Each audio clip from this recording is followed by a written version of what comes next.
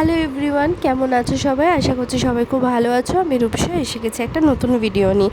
দিনটা ছিল মহালয়ার ভোর, পাড়ার মাইকে মহালয়া বাজছিল আর আমি আর অর্ঘ সেই মতো বারান্দায় এসে দাঁড়িয়েছিলাম মহালয়া শোনার জন্য। মহালয়া বাঙালিদের কাছে কতটা আবেগে সেটা তো বলার আর ভাষা রাখে না। তো যাই হোক, সকাল হয়ে যাওয়ার পর আমি আর অর্ঘ একটু কাজে বেরিয়েছিলাম, যাচ্ছিলাম হচ্ছে শ্রীরামপুরে।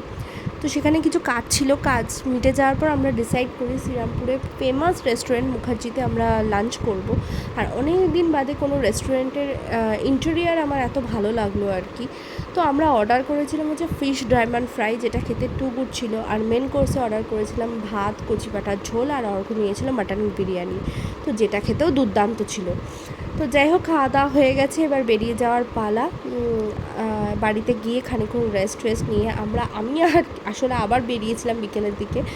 তখনও কিছু কাজ ছিল, আমি, মন্দি, বাবি, গুড্ডু সবাই মিলে বেরিয়েছিলাম। আর এই দেখো পাড়ার মণ্ডপে আমার ঠাকুর তৈরি হচ্ছে, তখন এগুলো দেখতে এত ভালো লাগে না। তো যাই হোক, বাড়িতে এসে আমরা ডিসাইড করি যে আমরা একটা গার্লস পার্টি করবো, এবং মেনুতে থাকবে হচ্ছে চিকেন স্টু আর চিজ গার্লিক ব্রেড। মানে সারাদিন এত উল্টোপাল্টা খাওয়া হয়েছে, তো প্লেন সিম্পল রান্না করব।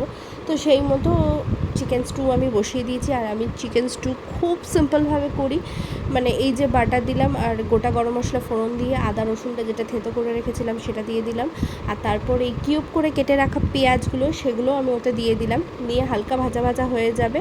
তারপর স্বাদ অনুসারে নুন দেবো, এবং ঝালের জন্য আমি এই কাঁচা লঙ্কাটাই দিই, সাথে ব্ল্যাক পেপারও দিই, কিন্তু কাঁচা লঙ্কাটাই দিলাম আর কি। আর লটস অফ ভেজিটেবল, তোমার বাড়িতে যত ভেজিটেবল থাকবে তুমি দিয়ে দেবে। আর এই যে নুনটা দিয়ে দিচ্ছি আবারও একবার। তারপরে এই সবজিটা একটু ভাজা ভাজা হয়ে আসলে এর মধ্যে চিকেনটা ঢেলে দেবো। আর তারপর দুটো সিটি বা স্টু তোমার রেডি।